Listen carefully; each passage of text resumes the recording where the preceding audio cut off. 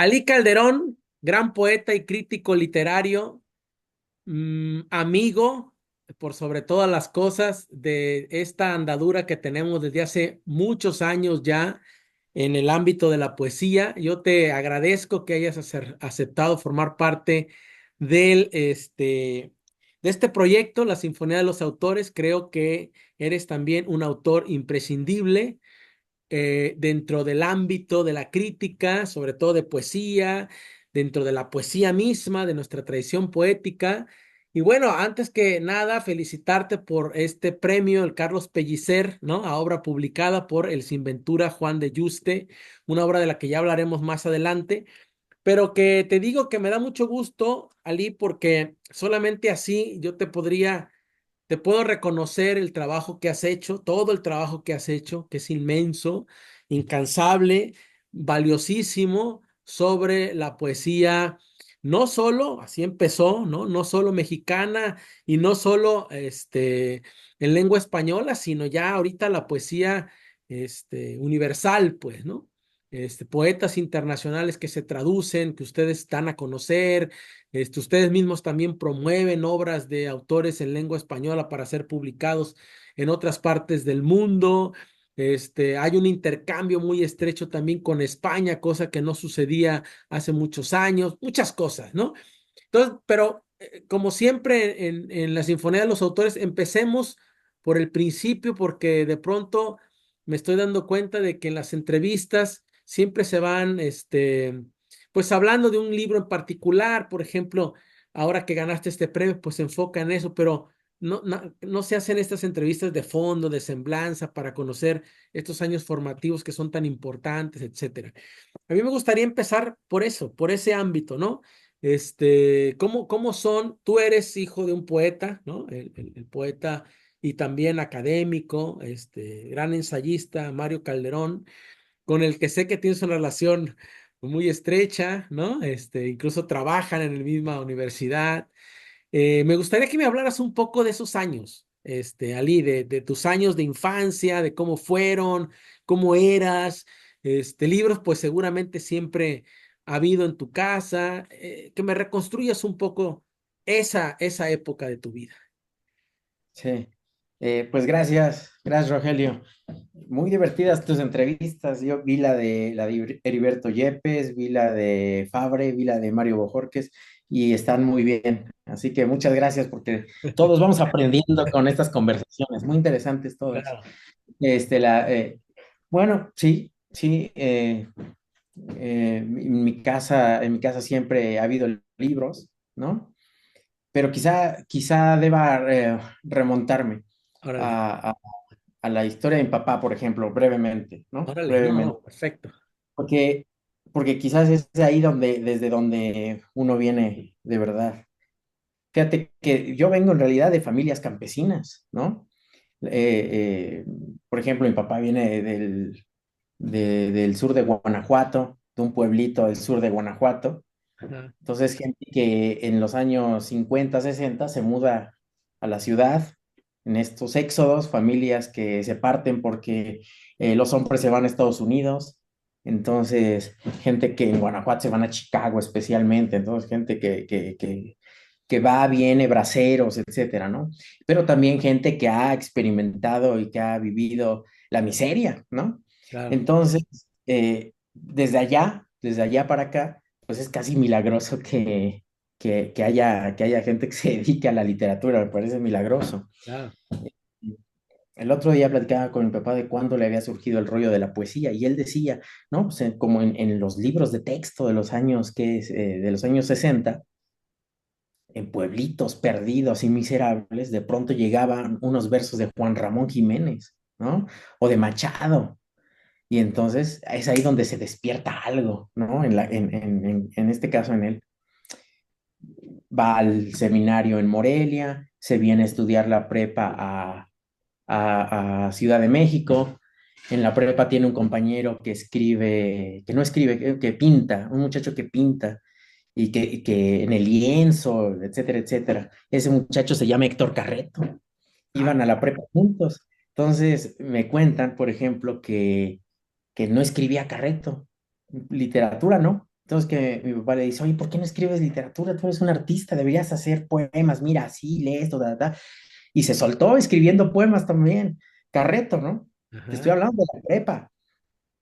Entonces, claro, él ahí trabajaba en una gasolinera, vivía en un cuartito, ¿no? Por ahí en artículo Humilde, 120. humilde, humilde, humilde. Sí, sí, sí, sí, sí. Humilde tirando a lo miserable. Claro. Entonces, claro, terminan de la prepa, se van a la universidad y les toca una generación donde está gente como Quirarte, como Ethel Kraus, ¿no? Como Vicente Francisco Torres, magnífico crítico de narrativa. Entonces, esa generación de gente, por ahí está un poco más grande Marco Antonio Campos, ya que hace difusión cultural, no sé, Organizando cosas. los invita a publicar poemas, o sea, gente que está ahí en el rock and roll. Está apareciendo la editorial aquella de Villoro, La máquina de escribir se llamaba, ¿no? Esa. Sí, sí, y Campbell, sí. Bueno, son esos años, son esos años. Con esto te quiero decir que toda la vida en mi casa estuvo una vinculación muy fuerte a la poesía, a esta generación de autores, los poemas y los libros de todos estos autores estaban ahí. Algunas veces vi a este tipo de gente en mi casa. Entonces siempre, siempre, siempre estaba el tema de la literatura. Ya. Oye, Ali, Eh, fíjate que ahorita que comentas eso, mano, eh, cuán importante es ya no solo que se difunda la literatura, la poesía, como se tiene que difundir la ciencia y todo, ¿no? El conocimiento en general, pero en las zonas estas de las que hablas, por ejemplo, estos pueblos pequeños, estas zonas rurales, pues en ocasiones ni en hojas volanderas llega eso, ¿no? Sino en los libros de texto que los niños tienen en la primaria, en la secundaria. Ahorita que lo mencionas, fíjate, mi mujer Blanca es maestra de español en la secundaria y está haciendo un experimento de lectura, ¿no? Porque tú sabes, abrió ella la biblioteca que estaba ahí cerrada, con candado, los libros, etcétera, lo abrió y está teniendo sesiones con los chavitos de lectura, cabrón. Y me parece, está sorprendida cómo, no todos, pero la mayoría están enganchados con la lectura y otros entusiasmados y otros apasionados y ya están con el tema del lenguaje, ¿no? O sea que nos hace falta imagínate, o sea, la predisposición que ya tenía tu papá, ¿no? Tú, pues ya de entrada, pero ya tenías ahí tú más disposición de los libros, etcétera. Pero en el caso de tu papá, como dijiste, un milagro, pues, ¿no? Porque es, gracias a que a lo mejor iba una hoja volandera ahí con un poema de Juan Ramón y él apenas ¿no? Lo vició así, ¿no? Y con eso ya se le despertó todo ese torrente, ¿no?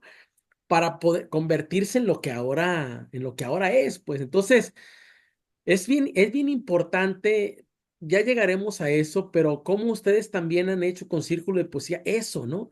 Gente que ahora con la disposición tecnológica que hay, puede llegarle al estar revisando el Facebook, lo que sea, puede aparecerles un poema, ¿no? De que alguien lee de los de Círculo de Poesía o lo que sea, y eso es suficiente y bastante para despertar pues esa ya predisposición que se trae casi genética de ciertos seres humanos hacia la belleza, pues, ¿no? Hacia la literatura, hacia la poesía, etcétera, ¿no?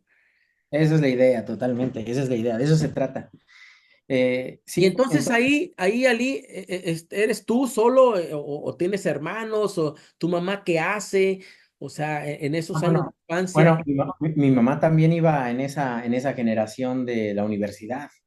O sea, Ah, estaba en esa generación, también se dedica a la literatura, es profesora, fue profesora, ya se jubiló, etcétera, etcétera. Pero entonces, con esto te digo que en mi casa siempre estaba el rollo de los libros, ¿no? ujú. Ahí sí, yo fui muy, muy lector desde siempre, y se hablaba de literatura en mi casa, etcétera, de hacer el súper y tal, y que una novela, y que, o sea, de historia, o sea, eso se Cotidiano, era hacía. cotidiano, libros, lecturas. Eso era cotidiano, o sea, es normal. Y a mí me gustaba, pues sí, como un carpintero, el hijo del carpintero sabe todo lo que hace luego el carpintero y se dedica a lo mismo. Bueno, pues así me pasó a mí, casi por inercia. Ya. Pero entonces siempre hubo muchos libros, pero el libro, cualquier libro, podía estar Rousseau, podía estar Marx, o podía estar Rubén Darío, o sea, Eso sí, una biblioteca grande, muy grande. Yo ya crecí y nací, claro, en otra circunstancia. Fui primero a escuelas activas, a escuela Freinet. Luego vi que Francisco Hernández había ido a una escuela Freinet, me llamó la atención eso Sí. siempre. Eh, eh, y bueno, siempre fui muy lector. Ajá, No especialmente pensando en escribir, etcétera, etcétera. O sea, leía mucho Jung, por ejemplo, en la prepa, o leía mucha literatura tipo siglo XIX, pero a lo Manuel Paino, Los bandidos de Río Frío, ajá, no sé, cosas así, entonces, cosas de historia, siempre me gustó. ajá. Entonces, sí, siempre fui muy Y lector. te interesó? ¿Tuviste en ese momento, alguna experiencia que te haya marcado, así como lectiva, algún autor o de vida, alguna circunstancia de vida que recuerdes de la infancia que te haya marcado, en el que hayas podido ver como una sensibilidad diferente en ti? O sea, o participaste en declamación o escribiste, o llegaste a escribir, o eso fue hasta después. Yo fui muy lector, pero muy lector. O sea, mi vida siempre fue jugar fútbol, andar en la calle con mis amigos, pero calle, todo el santo día en la calle y leer. O sea, yo fútbol, leer y la vagancia, todo el santo día. Ajá. Entonces, claro, por ejemplo, en la secundaria, que era una secundaria muy rígida, ya después del sistema Freinet, cambié a una muy rígida, también de una escuela privada muy rígida, y ahí, claro, me castigaban tiro por viaje, ¿no? Tiro por viaje. ¿Porque eras muy Entonces, vago o qué? no, un alumno bastante bueno, o sea, Ajá. bien, pero pues uno es libre, ¿no? Uno platica, Era, uno es libre, ¿no? O sea, era, yo siempre pugneo por la libertad, no tampoco, era medio carcelario eso sí, entonces. total, pero tampoco me ha gustado la autoridad nunca, o sea, eso Ah, también. ajá. Entonces, muchos regaños, claro, poemas, yo me acuerdo que nos piden un día poemas, ¿no? Entonces yo suelto unos poemas ahí hablando de que no nos pueden tratar así, no lo pueden tratar así a uno y tal. Taller de Y sí, protesta, poesía sí, social, política. sí, casi, ¿no? Entonces, esa fue la primera vez que se me ocurrió poner en poema algo, ¿no? Ajá, Pero, pero ni siquiera me interesaba especialmente. Sí, leía poemas, o sea, García Lorca, el romancero me gustaba, eso solo así. había leído, ¿no? Cosas así. Hasta que llegó un día, cuando yo llegué y le pregunté a mi papá, oye, ¿qué podría leer, por ejemplo, de poesía? Y me dijo, ¿y por qué no lees Ernesto Cardenal? Y entonces me dio una de esas antologías de La Haya, la Universidad la editorial de Barcelona. Ajá, Sí, ¿no? Y me leí la antología y entonces se me despertó algo, un modo de lenguaje, ¿no? Que quiero decir, un modo de expresión, un modo de hablar muy directo, muy sencillo, muy ah, fácil y concentrado, condensado, lírico, directo, epigramático. ah. Entonces, y ahí me descubrí un lenguaje y ahí me empecé a enganchar con la poesía. ¿Qué edad Y tenías? pues, 15, 16 Ah, años. Y luego ah, Pound, y luego fue Pound. Y luego yo me acuerdo que leí Pasado en Claro de de Paz paz. y Ajá, me encantó, o sea, me fascinó, pero yo sentí que me fascinó el lenguaje y que no alcanzaba a entender bien lo que me estaba diciendo Paz, pero el lenguaje me parecía brutal, me encantó.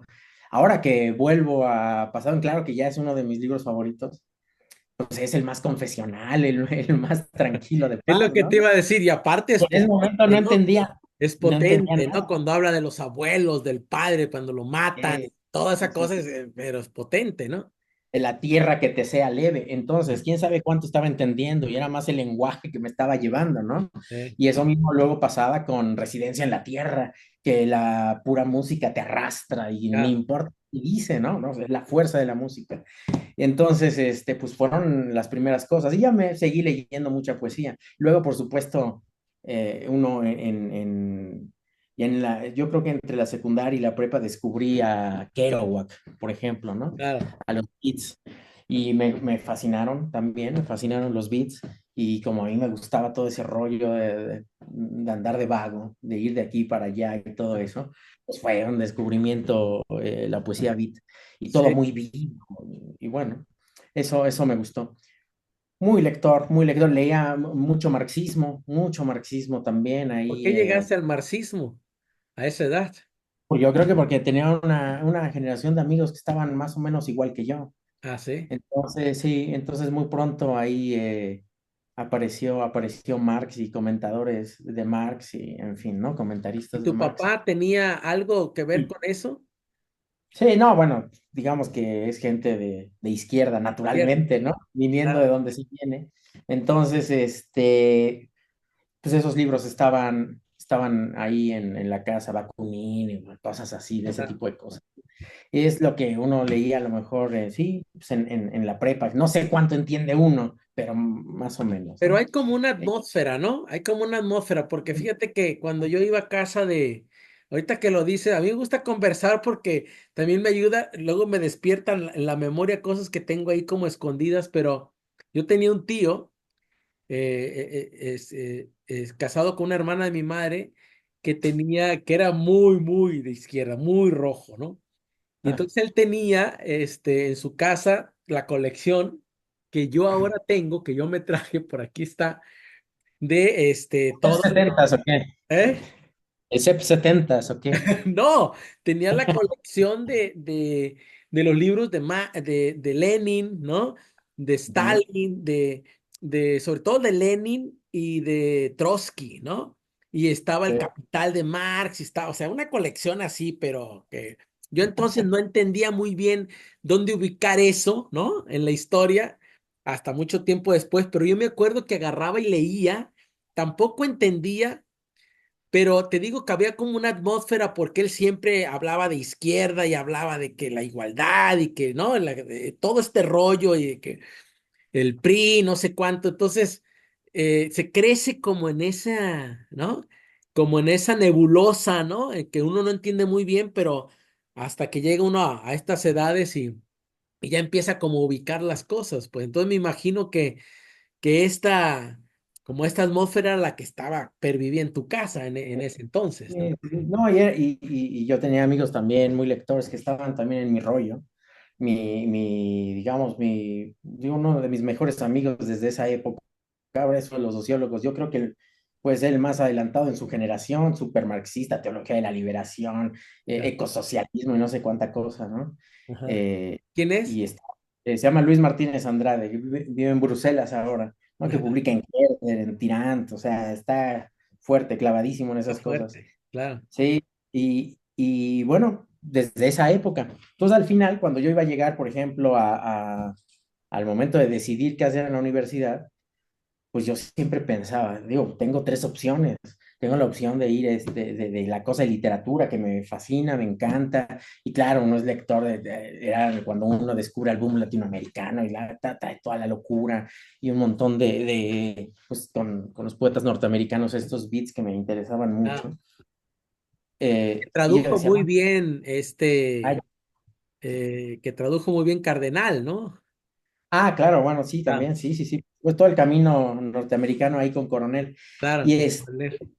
pero, y luego también estaba muy junguiano yo, venía que me interesaba el rollo del psicoanálisis y todo ese ¿Y rollo. eso por qué, Ali? O sea, lo del psicoanálisis, la psiquiatría y toda esta cosa, ¿por qué? También estaba también mi papá muy cercano a ese rollo y le Ah, sí. interesaba, ¿no? Sí, y entonces ahí estaban montones de libros de Jung en mi casa y yo lo tomé y eso me prendió mucho, ¿no? Un Ajá. Jung que siempre lo tachan de esotérico, Claro. pero me encantaba. Entonces yo decía, podría ir por ahí, pero Ajá. psicología no me interesa, o sea, eso como que no me interesa y hay que ser médico y hay que ir todo de blanco a la escuela y yo dije, no, como que eso no Ajá. me va a gustar Ajá. o pensaba en sociología, o pensaba en ser sociólogo. Pero al Ajá. final decidí por la literatura y fue lo que La me historia prendió. también te gustaba, ¿no? Sí, Supongo. todo eso, todo eso. Entonces, y ya me metí a literatura, ¿no? Entonces ahí ya me dediqué ya ¿Dónde enteramente estudiaste literatura? ¿A dónde? en la Universidad de Puebla, aquí en la Universidad de Ajá. Puebla. ¿Y ahí Y ya la tenías maestra algún también. grupo ali o sea, ya empezabas a escribir ahí o todavía Sí, no? sí, muy ligero, sí, muy ligero. En realidad todavía no tan dedicado, 17, 18 años, años de mucha lectura, Ah, ¿no? Empecé a leer teoría, mucha teoría literaria, que también me gusta, también me gusta mucho. Creo que es ajá. muy útil para saberla, para conocerla, para trabajarla, pero para olvidarla mientras hace uno otras cosas, Sí, sí, sí. ¿no? Sí. Entonces, me impresionó mucho la conversación con un profesor mío que fue, pues que en realidad también era un amigo que se llamó Renato Prado Oropesa. Ajá, Entonces, él, que había ganado el premio Casa de las Américas en 68, una novela, Los Fundadores del Alba, ajá. sobre la muerte del Che Guevara, con jurados como, no sé quién era su jurado, Vargas Llosa y Carpentier, no me acuerdo quién. Juradazos. Y yo decía, Dios, imagínate ganar así. Y se había dedicado más a la teoría literaria, a ser profesor, ¿no? Y yo le digo, oiga, maestro, pero ¿por qué? O sea, si ganó ese premio, si está ahí, está en el mejor sitio, ¿por qué dejó de escribir novelas o qué? Y me dice, no, pues porque hay que mantener a la familia, ¿no? Pero me llamó siempre mucho la atención esa cosa que me daba miedo. Eso siempre me dio miedo, la disyuntiva de ser más un profe que un poeta, ¿no? Claro. Y que termina sucediendo con un montón de gente que nos dedicamos a todo esto. Claro. Entonces, yo siempre tomé ese ejemplo como para hacer lo contrario, para meterte a escribir poemas, a estar Ah, en lo que a uno le gusta. Y sí, seguí escribiendo. En algún momento, yo ya te estoy hablando de que es el año ¿no que fuiste a será talleres 2000. literarios ni nada, Lío? Sí, Sí. sí, 2001, 2002. Ajá, Claro, yo cuando empecé a escribir poemas, yo tengo mucha confianza con mi papá, yo no tengo ningún conflicto ajá, oh, el padre, ¿no? No, ajá, yo no tengo, al revés, no tengo ningún conflicto. Entonces, yo le mostraba ajá. y siempre, digamos, ahí me ha pasado un poco su visión desde ese punto de vista como un maestro de la poética, de la aspiración, de lo que puede hacer el lenguaje, debe hacer el lenguaje, a lo que podría uno aspirar. En ese sentido, siempre he Ah, tenido, digamos, un maestro en la casa, al pie por todo el día, supuesto. si quiero platicar, Y y que te eso, lo va a decir además con amor, cabrón. O sea, y yo eso lo valoro mucho, ¿no? Lo ah, valoro mucho. Y luego, él justamente fue quien me dijo, oye, hay un taller, me enteré que hay un taller aquí que está dando un poeta que se llama José Vicente Anaya. Yo lo conocía, ah, pues como yo amaba lo beat y todo eso, pues yo ah, tenía sus traducciones, ¿no? ah, Yo ya lo conocía, tenía sus traducciones y dije, pues sí, voy a ir, ¿no? Entonces invité a mis amigos de aquella época y les dije, oye, hay un taller, ¿se animan? Vamos, y fuimos. Y efectivamente nos quedamos ahí año y medio, 2 años con Anaya, que fue muy importante. O ajá, sea, también mucha suerte.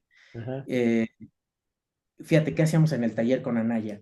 Nunca tallereábamos, todos, y todos íbamos esperanzados, ya sabes, en tallerear tu poema y todo eso, claro, ¿no? Y nunca tallereábamos. ¿Qué hacíamos? Nos la pasábamos leyendo. ¿No? Y las cosas que le gustaban, que si, no sé, Hildegard von Bingen, y claro, que si Thomas Merton, y claro. entonces estamos, siempre hablando de poesía, de autores, pero también era parte de vivir como el sueño, estaba como romantizando el mundo, como Claro. habitando poéticamente el mundo con nosotros, Anaya, y era muy disfrutable, y era magnífico. Entonces aprendimos ahí, yo lo que aprendí ahí, creo que fue una ética, porque lo que él hacía era como siempre mostrar su posición respecto al mundo y en contraste a las estructuras, digamos, de poder, a lo establecido, a Ah, lo prestigioso que a la hora de leerse no se sostiene, pues ah. la súper incomodidad que A ver traía. críticamente, ¿no? Sí, sí, sí, sí. Entonces a mí me hacía mucha gracia me hizo mucha gracia ver la conversación que tuviste con Yepes, que él contaba que estuvo con Anaya en 97 y ya nosotros estuvimos con él como en el 2001, 2002. Y algo bonito era que Anaya te hablaba con mucho cariño sobre Yepes y nos lo recomendaba y a veces nos traía libros de Yepes, que miren, aquí están unos libros, y nos los mostraba y como con mucho orgullo. Y eso como que me daba una ternura extraña, o sea, bien favorable. Claro, claro. Y yo antes de conocer a Yepes me caía bien por esa circunstancia, ¿no? Este, ¿A quiénes y estaban bueno, ahí, Ali? ¿Quiénes estaban que ahora son, así como hace rato me hablaste de este amigo que ahora está en Bruselas y que, ¿quiénes estaban en ese grupo? Porque yo tuve en la preparatoria, hicimos un suplemento literario, ¿no? ¿Qué sabíamos a los 16, 17 años? Yo no sé ni a quiénes, nos publicábamos nosotros ahí poemas en un periódico de aquí y todos, ninguno de ellos quedó, ¿no? O sea, había amigos escribían poemas, o todos ahorita son ingenieros, otros están en Estados Unidos trabajando ya ves que del TEC de Monterrey siempre le da mucha prioridad a las ingenierías y toda esta cosa, entonces todos desertaron, el único que quedó, digamos, en el ámbito, pues era yo, ¿no? Y que al final del día era el que empujaba y llenaba, nos daban toda una página y ahí sacaban los poemas y había uno que hacía los dibujos, pues, para, ¿no? Las viñetas y todo para ilustrarlos. Y fue una experiencia muy padre, pero ninguno quedó, ¿no? Y no sé si aquí en tu Sí. grupo que fueron, este, quedaron, ¿no? O sea, no sé si estuvo ahí Álvaro Solís o no. ¿Quiénes estuvieron? No, es una buena generación, es una buena generación, porque aquí estuvo, por ejemplo, un poeta, bueno, yo creo que dejó de escribir poesía, que se llama Carlos Roberto Conde. Ujú. Él fue al Colegio de México, ahora es profesor en la Universidad de Lille, se fue a Francia, muy lúcido sobre novela histórica, Ah, magnífico, de hecho es magnífico, Carlos Conde. Estuvo el ensayista que se llama Jorge Mendoza Romero. ¿cómo no? Eh, Jorge tiene una peculiaridad que no se dice, pues porque esto va sin autor, pero él es la persona que ha desarrollado y que ha construido todo este rollo de la enciclopedia de la literatura en ¿Cómo no? México. Él la pensó, la echó a andar. Que ya sabes que ahora los muchachos buscan un nombre y le sale luego en Google La el LEM. enciclopedia. Y están los datos. Bueno, él ha construido todo esto, ¿no? Y es un ensayista excepcional, muy lúcido, se metió a estudiar náhuatl ahora, está terminando su doctorado, creo que en letras mexicanas, de ahí en la UNAM, no sé, Ah, creo que eh, ¿quién más estaba? Rubén Márquez Máximo, que es de los amigos de esa ah, época que conozco todavía, que acaba de sacar un libro con Círculo de Poesía, claro. muy lúcido en el trabajo del lenguaje, muy fino en el trabajo del lenguaje, buen poeta. Y está otro poeta que se llama Samuel Espinosa Momox, que acaba de ganar este premio que se organiza en Ecuador, el premio Paralelo Cero. El año pasado lo ganó él. Entonces ahí van, poco a poco, ahí van escribiendo todos ahí su literatura.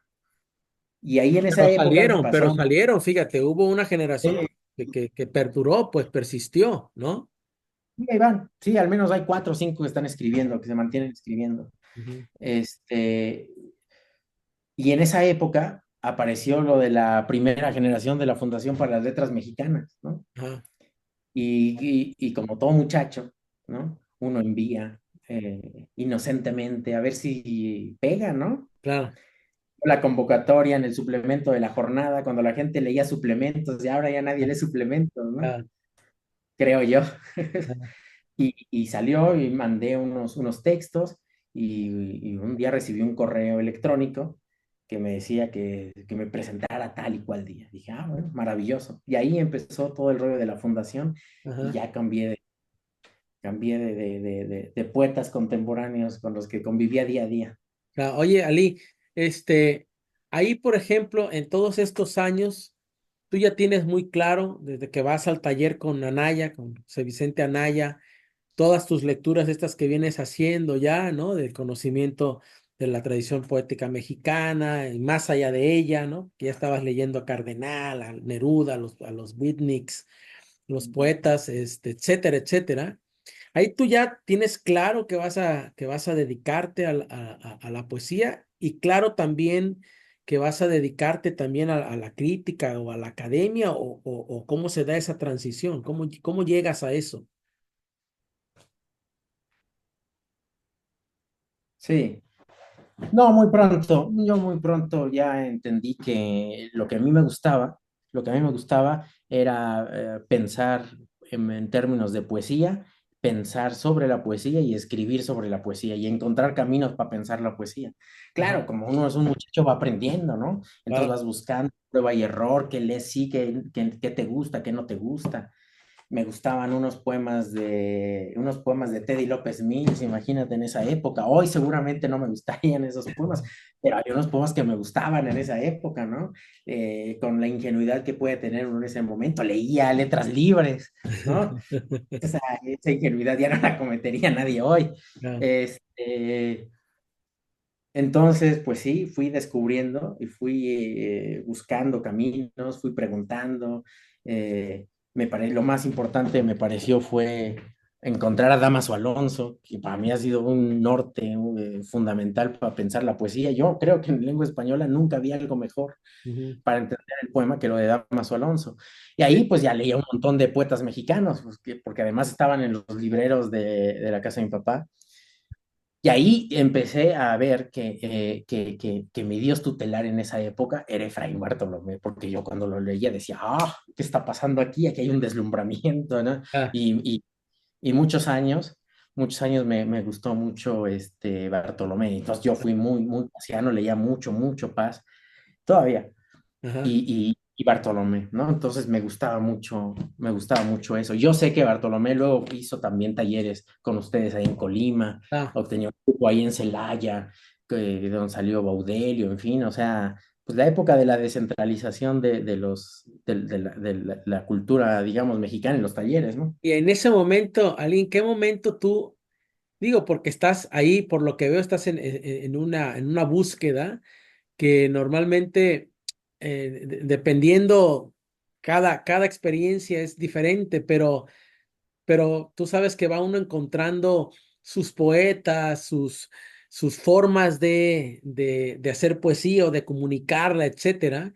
Este, ahí es donde tú empiezas ya a decir, bueno, a mí me interesa este tipo de forma de comunicar poesía, me interesan este tipo de temas, este tipo de explorar este tipo de cosas. Ahí es donde empiezas a tener ya como más claridad en eso. Sí, son los años en que en el taller todos estamos en la locura de escribir poemas y buscar caminos, etcétera, etcétera. Y además todo lo que hacemos todos los días más o menos lo orientamos hacia eso de los poemas. Claro. Y ahí yo me di cuenta que yo en realidad le quería entregar la vida a eso, ¿no? Y sí, Ajá. o sea, eh, a la fecha, pues yo enseño en un doctorado de literatura, edito la revista de literatura. Antes hacía los libros, ya no puedo porque tengo que atender niños. Ah, Eh, y a la revista, poemas, crítica, etcétera, etcétera. Pues eso es lo que me gusta y me divierto mucho. Claro, me completamente. intoxico a veces, ¿eh? Me intoxico a veces, Claro. pero ahí me di cuenta que eso es lo que quería hacer. Tú, Veía mucha gente que dice, por ejemplo, vi las entrevistas, la de Mario y la de Heriberto, y que ellos decían, no, es que a mí no me gusta tanto estar todo el día leyendo a estos poetas y no sé qué. Y o que Mario decía, no, la universidad no me gusta. Y Heriberto decía, no, a mí no me gusta dedicarle mi vida a la crítica, mejor me voy a la historia del arte. ajá, Y sí me hizo mucho ruido lo que ellos decían, porque decían, no, yo lo disfruto un montón, sí, porque doy clases sobre las cosas que me gustan, sobre los poetas que me gustan, sí, tengo posibilidad de leerlos lento y sobre todo leerlos contrastado con la gente, con sí. los muchachos, y los muchachos dicen, me gusta, no me gusta, y podemos conversar. Es decir, eso a mí me fascinó, ¿no? Y eso, Eso es lo que nos hace, fíjate, nos da cierta, pues cada quien al final del día tiene su propia ruta, ¿no? Yo, por ejemplo, al igual que tú, en muchos sentidos, bueno, ahorita hablaremos de Imago Prima, ¿no? Que es como tu primer libro de poemas con un lenguaje muy especial, ¿no? Y luego también al siguiente año publicas, como en el 2006 publica lo de la generación de los 50, ¿no? Este estudio que haces sobre eso, en donde entras, digamos, ya formalmente a la crítica. Es un libro que yo tengo, en azul, que publica Tierra Adentro, pero al igual que a ti, te pasa, yo también, fíjate que yo me dediqué enteramente a la poesía, aunque se me desborda porque pues ya también mi personalidad así, creadora es así, creativa. Entonces, bueno, escribo microrelato, cuento, novela, libros para niños, etcétera, pero en mi centro de todo está la poesía y escribo, digamos, poesía, hago ensayos sobre poesía, traduzco sobre poesía, edito libros de poesía, o sea, todo está alrededor de la poesía, un poco también como tú lo haces, y yo al mismo tiempo lo disfruto.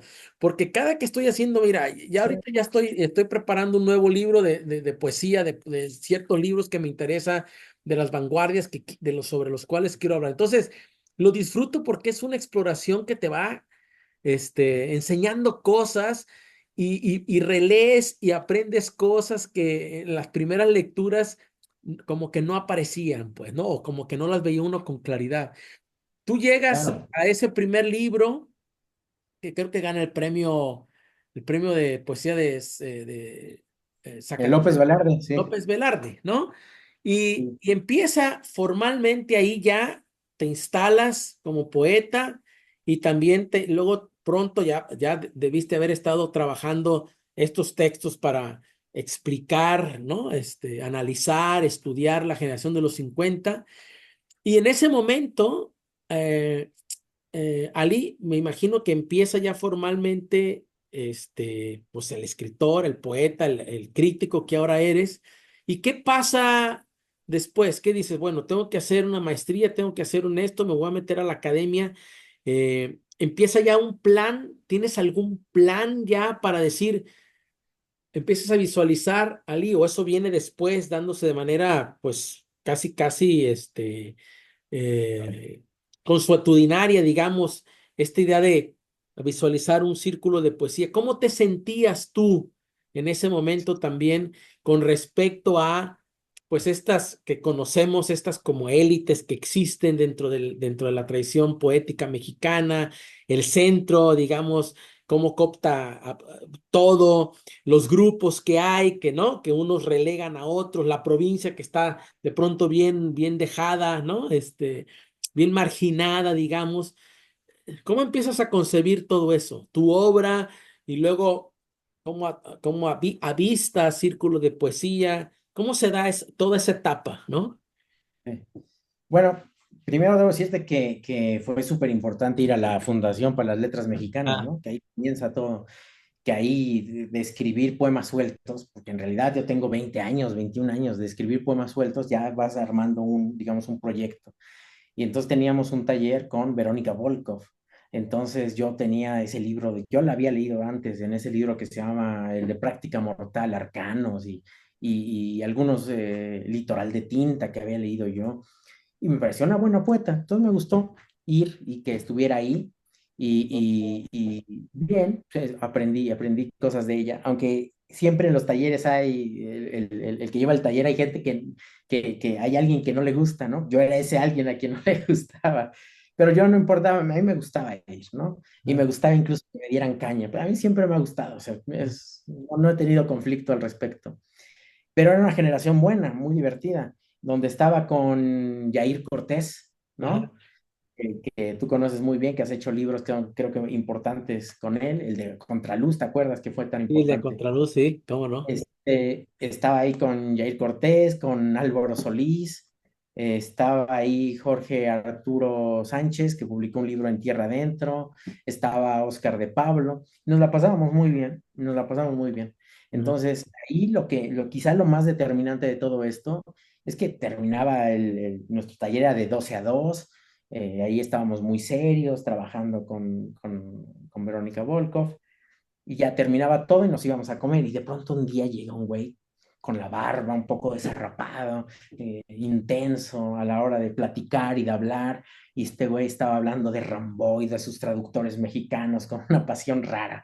O Ya. sea, tú descubres a alguien rápido cuando tiene una pasión rara hablando. No en este modo de escritor, de los escritores de la ciudad, que son muy mesurados, muy propios, siempre con pies de plomo, ¿no? No, este güey era libre, ¿no? Y era Mario Bojorquez. Entonces, me, Imaginé. me cayó muy bien, me cayó muy bien. Él Ajá, tenía ahí un taller en las tardes, al que no llegué yo porque a mí me daba flojera hacer doble turno, ¿no? ajá, Trabajar en la mañana y luego en la tarde. Pero me gustaba mucho platicar con él y poco a poco nos fuimos haciendo amigos. Y ajá. además, en esa época estaba el run run del manantial Ardente y que si los escritores en ciernes y que cómo habían maltratado a los poetas y se burlaban de los poetas que no habían entrado y no sé qué. Claro, fue toda una Bien, polémica, ¿no? sí, y también estaba el run run de los poetas que no habían ganado la primera generación de la Fundación para las Letras Mexicanas y que tenían edad para hacerlo.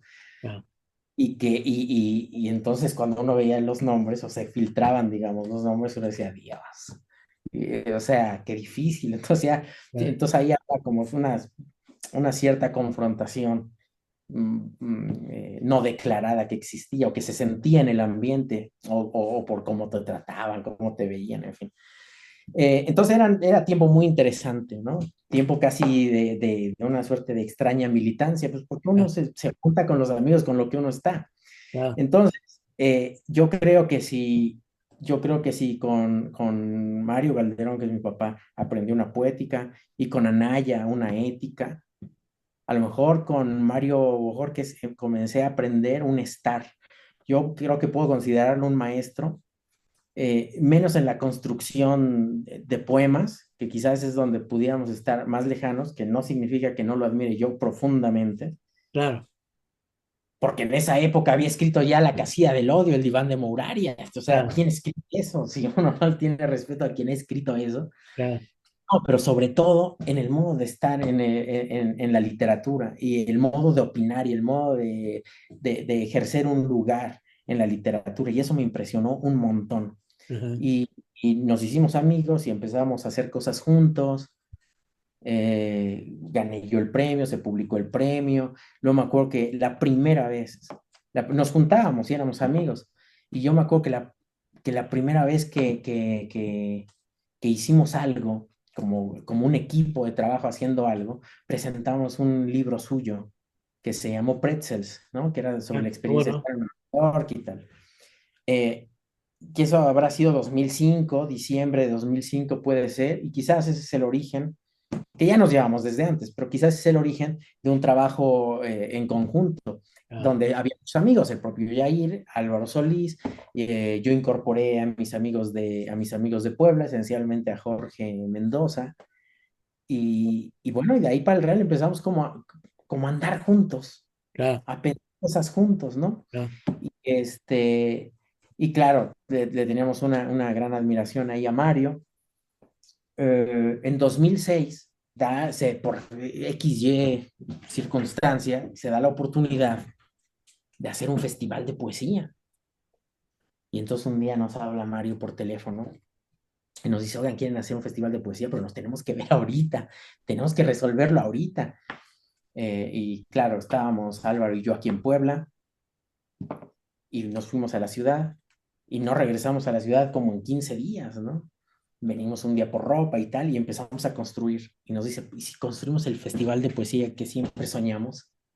Y entonces yo pensé, si es lo que soñamos, yo lo que quiero hacer es traer a Cardenal a leer aquí y que lea los epigramas y tal. Y entonces mi locura era Cardenal, ¿no? Y ahí estábamos muy, muy cerca de los consejos que podía dar Waldo Leiva y Omar Lara, que son muy entrañables maestros, y los ujú, escuchábamos respecto a qué poetas latinoamericanos traer, quiénes podemos ver, y entonces empezamos a construir ese festival que quedó hermosísimo, fue un acontecimiento.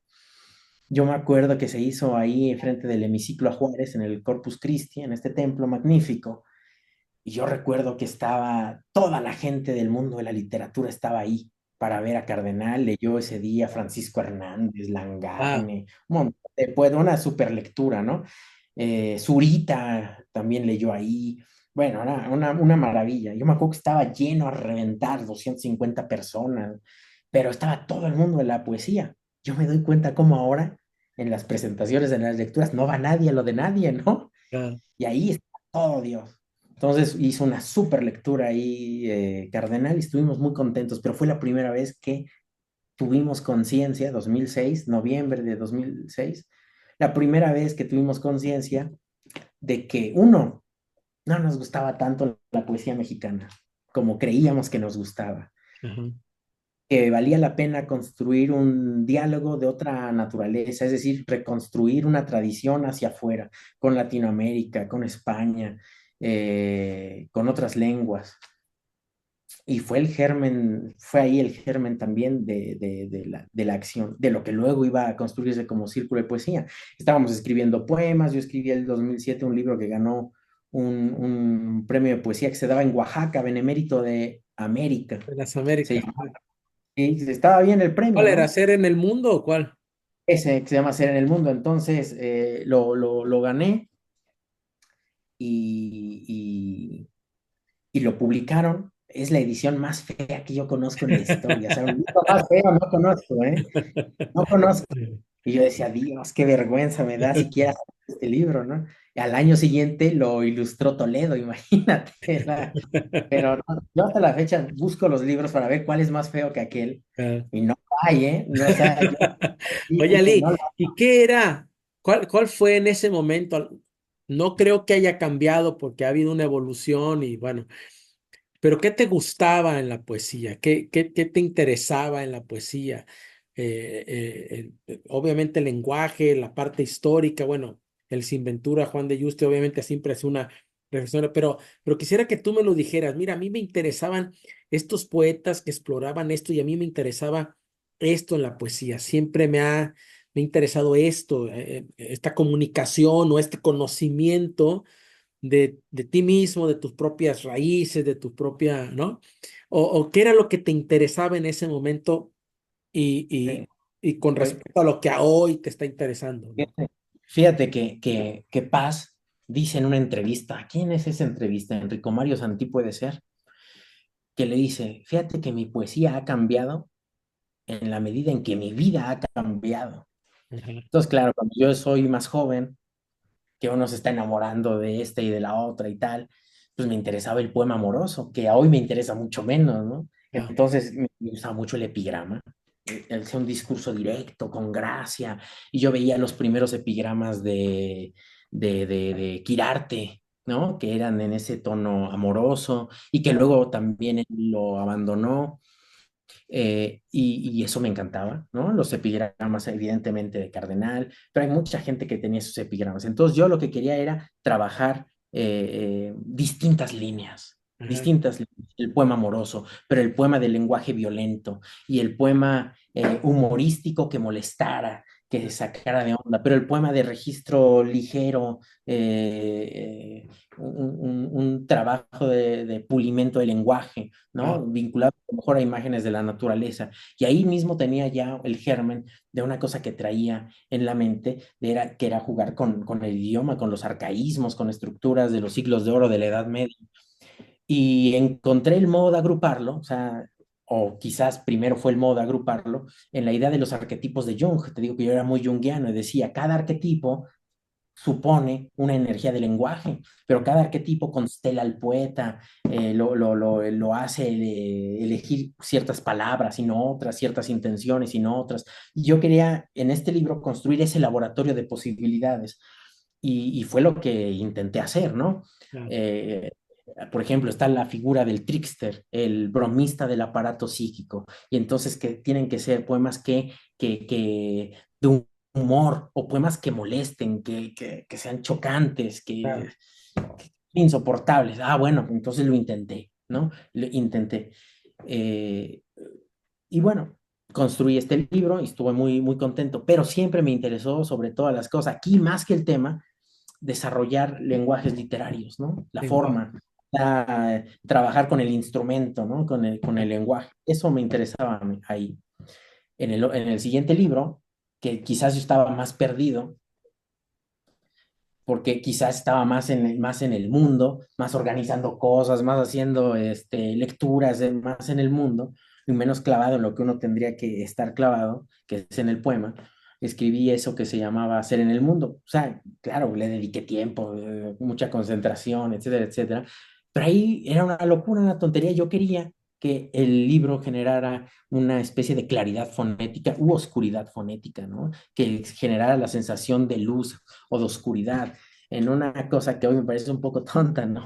Siguiendo la idea de Flaubert, dice, no, yo escribí Salambó porque quería generar la sensación de lo amarillo.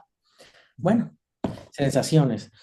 A pesar de eso, todavía me gustan tres, cuatro poemas, pero me siento muy lejos de ese libro, ¿no? Ajá. También de esa época en la que yo vivía.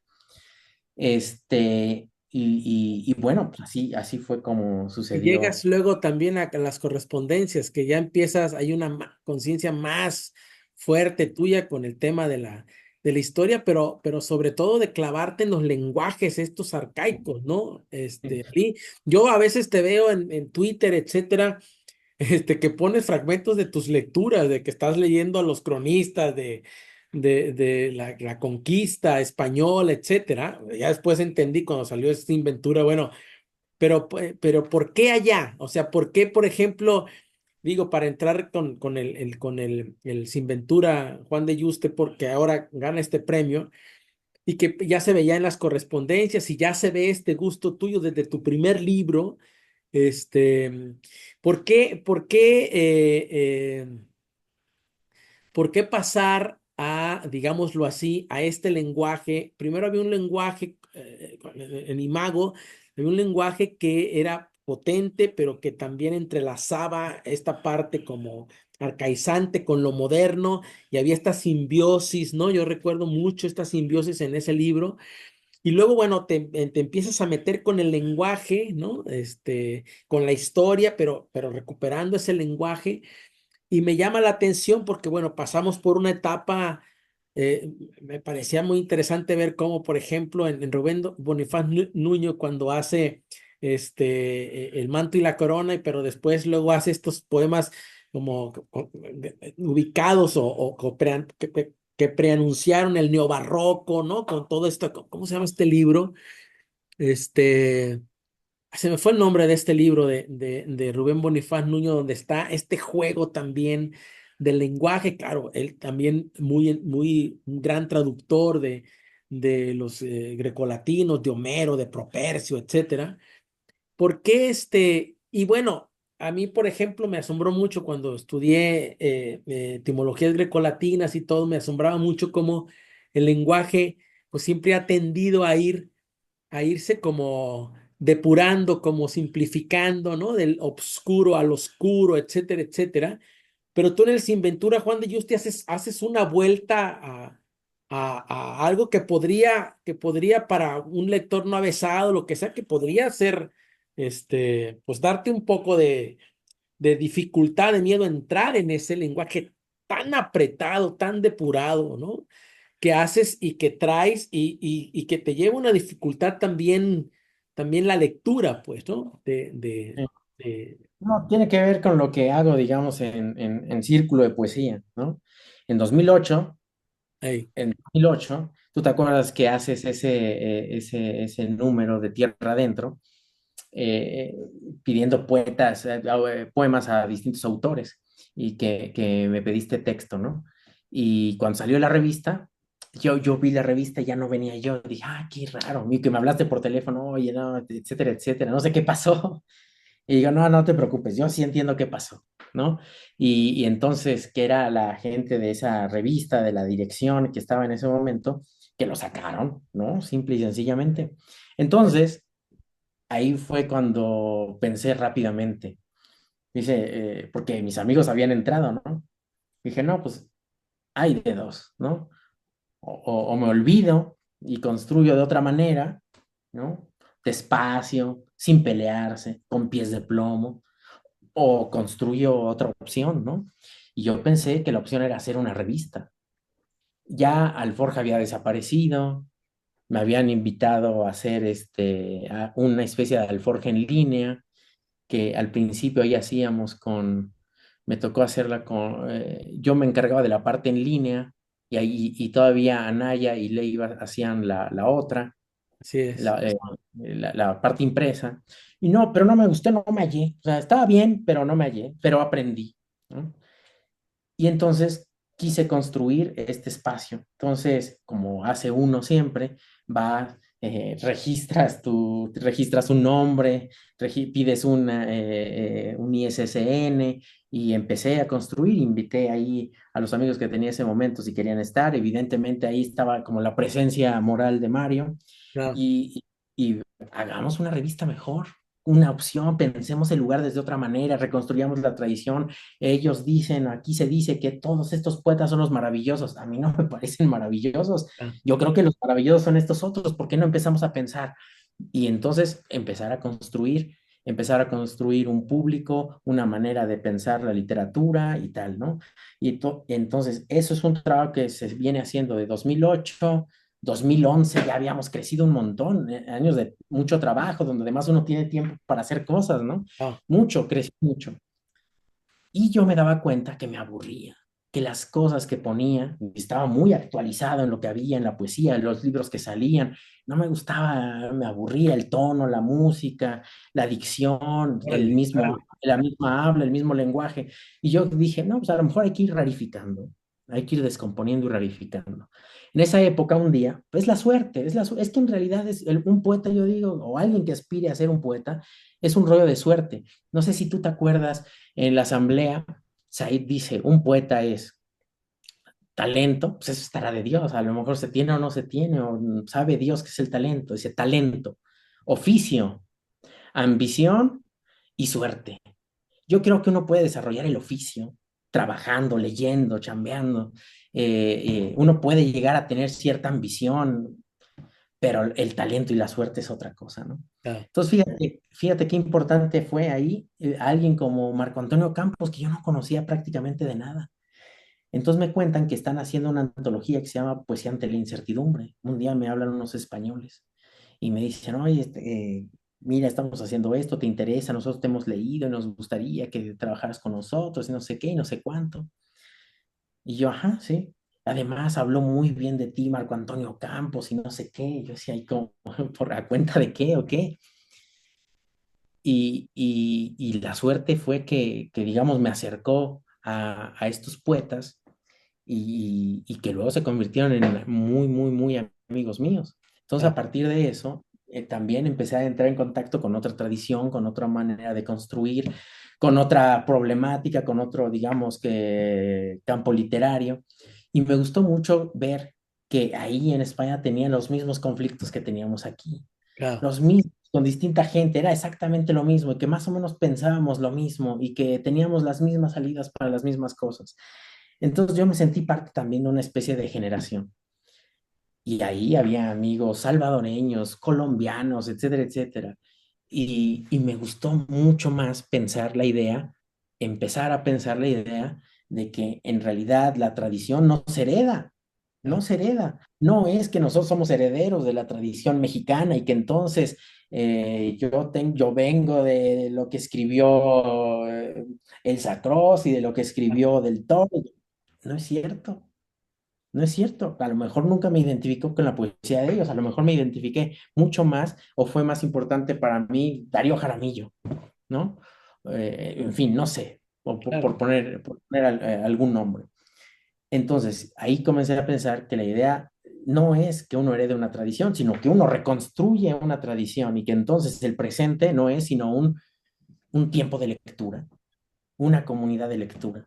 Entonces, eso fue lo que a partir de entonces, como que empezamos a hacer un viraje respecto a lo que nos interesaba. Claro, ya teníamos el impulso de lo latinoamericano y ahora con mayor fuerza empezar a reconstruir lo latinoamericano. Y fue así donde apareció otra manera totalmente diferente creo yo, de encontrarnos en la literatura. Todas las antologías eran latinoamericanas entonces, todas del Medusario a América de Héctor Hernández, todas eran latinoamericanas en esa época.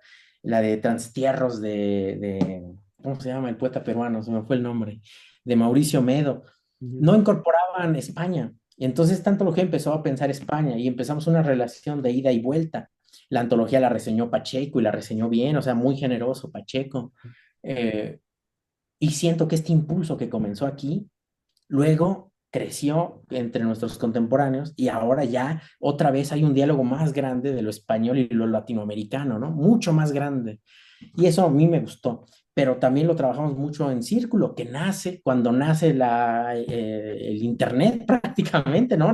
sí, La distribución de la información en Internet. Y el acierto de Círculo de Poesía es que estuvo ahí desde el principio, ¿no? Y que construyó un público desde el principio y materiales y una comunidad de lectores y de colaboradores, ¿no? Magnífica.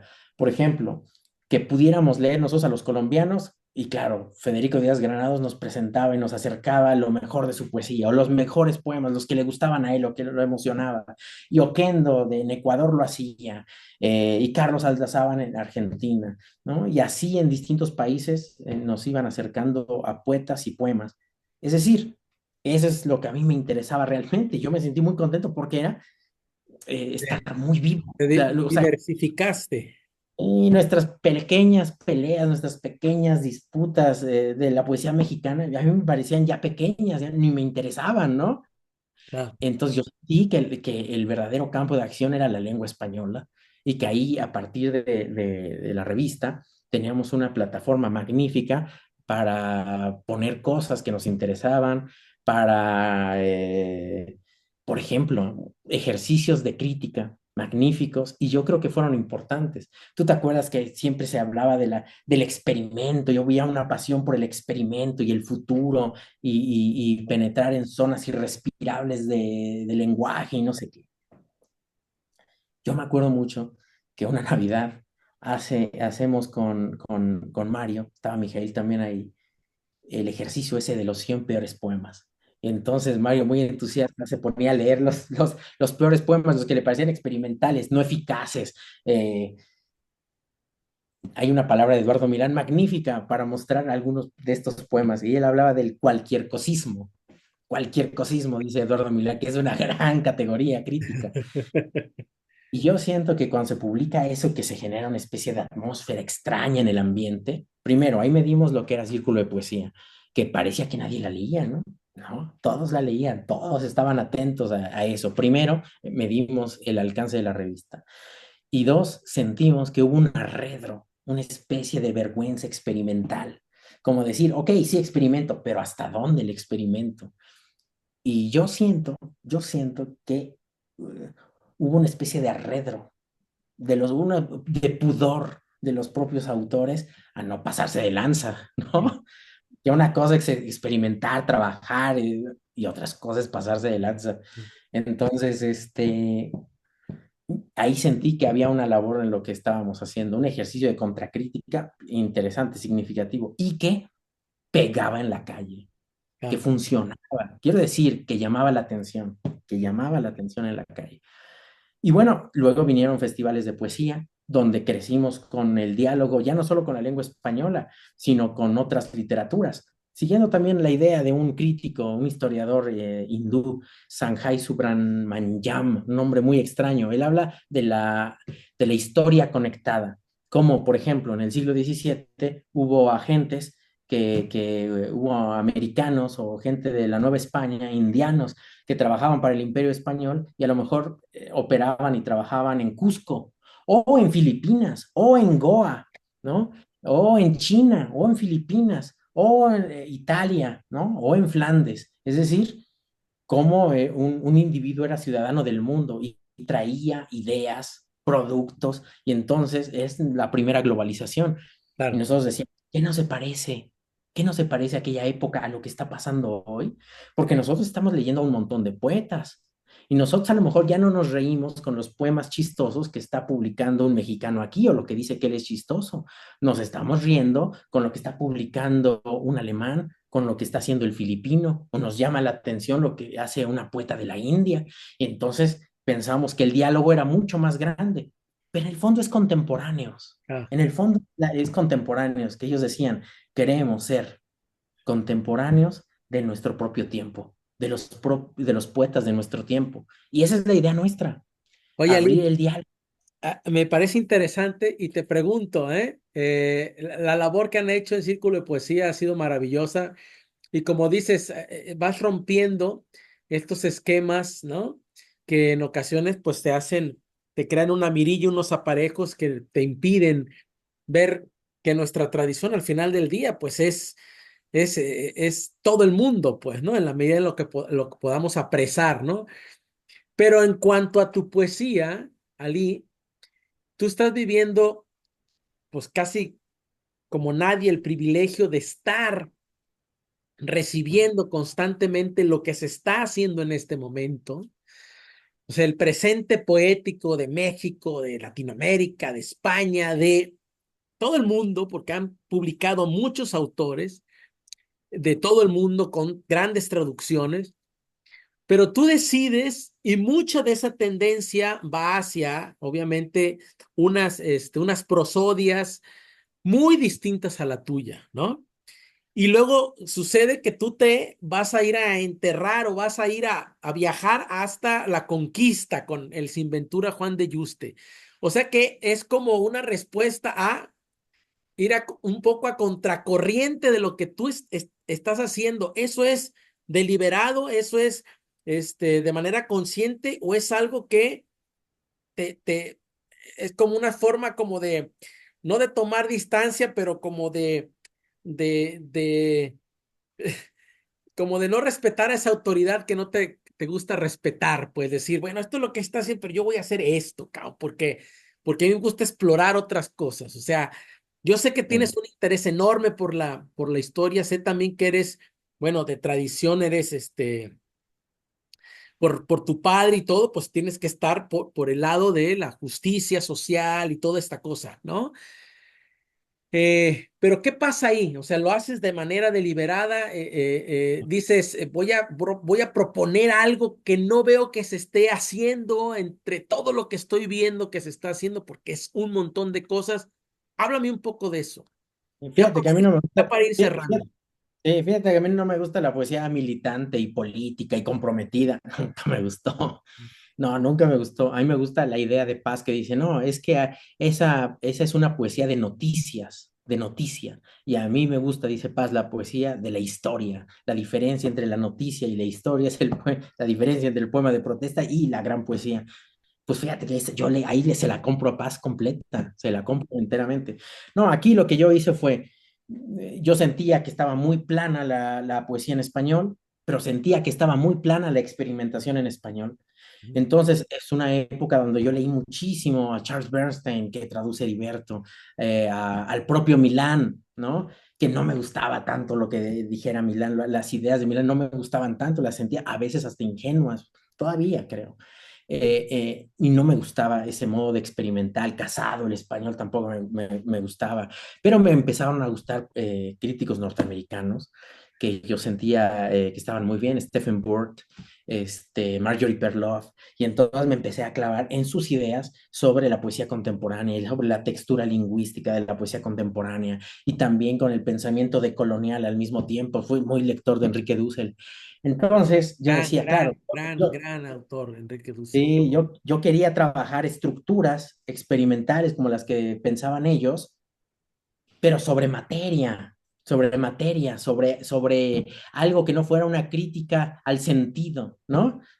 Digamos, para decirlo de manera amable. Ay, me molestaba lo de la crítica al sentido, porque decía, sí, ajá, sí, es como lo del rey desnudo, como el traje del emperador, ¿no? Ah, Entonces, ahí lo que yo pensé y lo que me gustaba era, lo que me gustó fue encontrar una anécdota de la conquista de México donde yo podía construir una alegoría, podía construir una historia, a una pinta, aquí yace el Sin Ventura de Juan Yuste, algo que escribió alguien que iban a sacrificar. Yo dije, hay que construir, a esta imagen hay que construirle una atmósfera, un entorno. claro. Y eso me puse a hacerlo con la estructura experimental, sobre todo de Bernstein y de Perloff, sobre todo ellos que están muy presentes en mi libro. Platiqué con ellos en la hechura del libro y luego me puse a construir, ¿no? Y tuve muchas versiones y limpié, y es un libro que yo tenía listo desde 2019, ¿no? Desde 2019, pero luego vino pandemia, me casé, tuve unos mellizos, y entonces el tiempo se fue Que te ha pasando, quitado el y ya sueño. hasta que dije, ya, mira, vamos a sacar ese libro, ya, Ah, listo, vamos a sacar ese libro, ya que sea lo que Dios quiera. Y yo sabía que era un libro muy complicado, muy difícil, pero sin embargo, yo lo leía y decía, mira, uno nunca está contento con lo que escribe. Yo nunca estoy satisfecho con lo que escribo. En el momento que lo entrego, digo, bueno, más o menos. Pero luego a la siguiente leída digo, no, qué basura es esto. Yo soy así, ¿no? sí, Nunca estoy contento. igual me pasa. Pero finalmente, sí, pero fíjate que no estoy enteramente contento, pero satisfecho, sí, está bien, está la propuesta, es yo digo, mira, la idea que tenemos del Zompantli en Chapultepec, la tenemos porque rescataron el Zompantli ahí, y son calaveras ensartadas de españoles, de totonacos, de nahuas. Yo decía, claro, esto se parece a la estructura étnica de lo que tenemos aquí en México. ¿Y quiénes son todos estos que están en el Zompantli? Víctimas, puras víctimas, incluso el español que se queda ahí es víctima, alguien que vive en la pobreza en España y con una mano adelante y otra atrás, viene a América, derrotado por su propio rey, viene a América y aquí encuentra la muerte. Víctimas, el tributario totonaco, víctima del centralismo mexica y la Ujú. violencia mexica, bueno, pues puras víctimas, como hoy, que somos, sino Ah, unas pobres víctimas, ¿no? ah, Este, y por eso la idea del Son Pantli me pareció magnífica para construir esta alegoría de este tiempo presente. Me gustaba también la idea de construir, o es mi aspiración, una literatura que no fuera esta poesía fresa, burguesa, blanca, criolla que tenemos en la literatura mexicana. Tú dices una literatura de élites, pues sí, una élite criolla. Entonces yo decía, vamos a construir desde otro lugar. ujú, Y también esa es una aspiración, incluso de lenguaje, construir desde otro lugar, desde otro tipo de circulación. claro. Eh, eh, no creo que ni siquiera, ni me siento tan dentro de la poesía mexicana, tan cómodo dentro de la poesía mexicana o tan cercano a la gente, digamos, de mi edad en la poesía mexicana. Me siento mucho más contento y cómodo con otros autores, con Fernando Valverde el español o Díaz Granados el colombiano, con Harold Alba el peruano. Es decir, sigo pensando en la idea de que podemos reconstruir nuestra tradición de otro modo, ¿no? Sí. Y ahí estoy todavía, A mí lo que creyendo me eso. gusta, a mí lo que me gusta, Ali, que dices es esto de que no heredamos esa tradición, sino me gusta la idea de, no lo dijiste expresamente, pero me gusta la idea esta de que nosotros la construimos, ¿no? Como Sí, cuando sí, decía de Bigny, ¿no? Tú los débiles los hace el destino, los fuertes hacen el destino, ¿no? Y esta idea de que con Círculo de Poesía están construyendo nuevas rutas nuevas para cada quien, la oportunidad de que cada quien reconstruya su tradición, porque ahí hay para que cada quien lo pueda hacer según ese gran magma de textual que tienen, de que cada quien puede agarrar y decir, yo me clavé, ¿no? En estos poetas eslovacos que publicaron.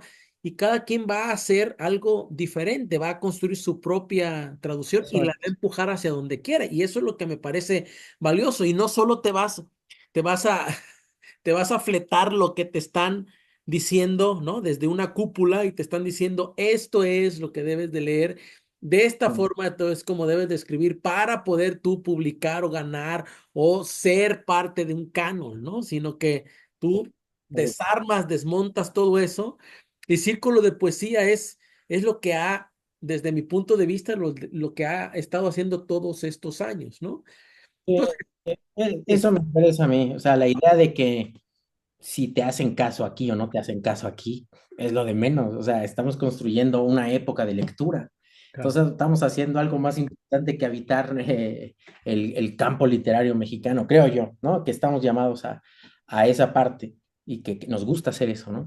Entonces es una cosa que hacemos cotidianamente ahí con Mario Bojor, que es con Roberto Amezquita, que se ha incorporado al equipo y que es Sí, magnífico. sí. Está traduciendo poetas africanos en esta lógica de lo que te estoy diciendo. Y ahí vamos, Mijail Lamas traduciendo portugueses, ahí vamos, ¿Qué Álvaro Solís. proyectos hay, Ali, Ujú. para terminar con esta fantástica conversación que va a ser de mucha utilidad, sobre todo para poetas que inician, pero también para poetas que están todavía, digamos, en líneas diferentes a las que se están construyendo desde Círculo de Poesía, etcétera.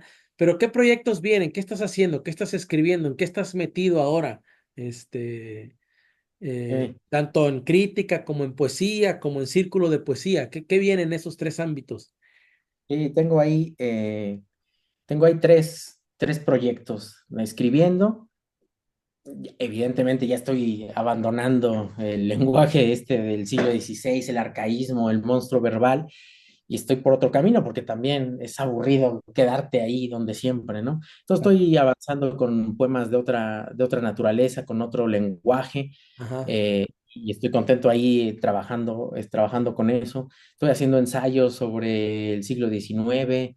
Estoy haciendo un libro también sobre crítica de poesía contemporánea, como en esta idea de la poesía panhispánica, claro, como una serie de autores, pues de todo el orden, de este tiempo de lectura en el que estamos, ¿no?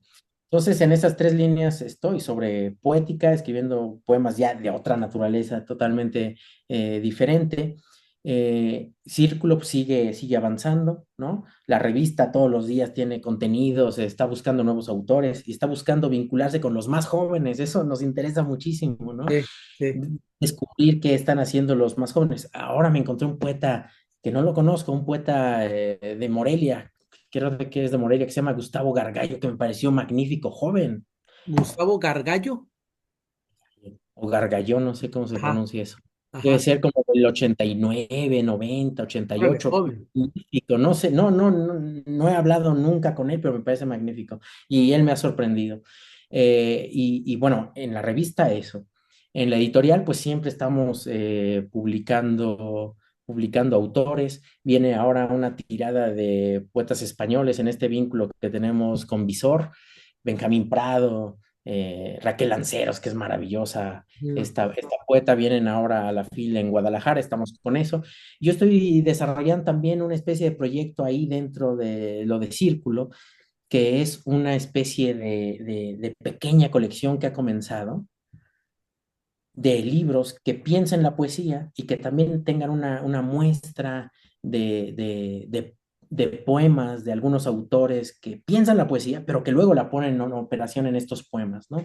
O sea, poética y poema. Comenzamos con Héctor Hernández Montesinos, un libro muy, muy bonito, ujú, eh, Epafrodito o el lado oscuro, ujú. que es excelente. O sea, en esta idea del viaje de alguien que ha venido muchas veces de Chile a Norteamérica y de vuelta, conociendo a comunidades de poetas, comunidades marginales, autores. Entonces, es una visión como de encantamiento Claro. eh, de la poesía. Entonces, ahí estoy en eso. Te Ujú. adelanto aquí. Estoy platicando ya adelantado con nuestro amigo Heriberto para que también trabaje sea el número 2 de esta colección y Órale. ahí vamos, ¿no? No, Entonces, magnífico. construir desde abajo, construir con otras voces, construir otras ideas, eh, cambiar las coordenadas del debate. Si no nos gusta el debate, pues cambiamos las coordenadas y ya está. Entonces, eso es lo que estamos planteando ahí en esa colección. Y ahí vamos, a ver hasta dónde. Ali, te agradezco muchísimo, querido amigo, esta conversación muy iluminadora, muy interesante. Todo lo que estás haciendo, todo lo que está haciendo también Círculo de Poesía contigo y con todo el grupo, todo el equipo. Principalmente sé que son grandes amigos, ¿no? Entonces, pues, te reitero mi felicitación por este merecidísimo premio a esta obra que te agradezco que me hayas dado y que leí con mucho gusto, ¿no? Me pareció muy interesante cómo haces ver también que de pronto muchas cosas no han cambiado en nuestro México, ¿no? Desde la conquista y tomar conciencia también de muchas cosas. Ahí están todos tus autores que ahí está, veo a Cardenal también, ¿no? Con esta gran conciencia histórica que tuvo, ¿no? El estrecho dudoso, veo muchas cosas ahí, ¿no? Pero te agradezco y ojalá nos veamos pronto en persona para seguir conversando, Ali. Seguro que sí, Rogelio, muchas gracias. Y además yo te vengo leyendo desde hace años, años, desde tu antología de 2005, la plaquetita que tenías ahí en Lunarena, pero Sí, sobre todo el primer poema que yo te leí fue aquel que me pareció magnífico, porque poca gente alcanza esa altura emotiva, con el poema del lenguaje, donde se siente que el lenguaje no es cáscara, sino hueso, testamento, que es uno de claro. mis poemas favoritos. No, Ali, muchas gracias y estamos en contacto, amigo. Venga. Hasta luego.